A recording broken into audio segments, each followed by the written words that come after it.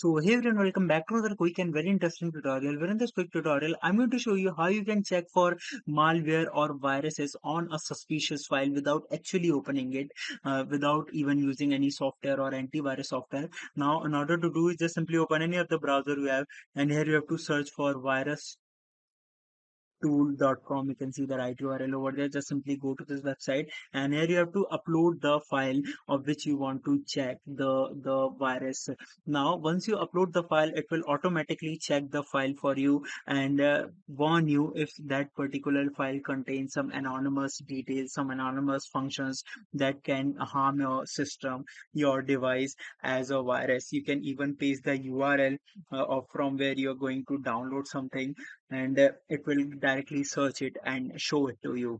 Alright, so that's it for this tutorial. I hope this video will be helpful for you. Make sure to hit the like button and subscribe button for more such helpful and interesting tutorials. See you in the next one. Take care.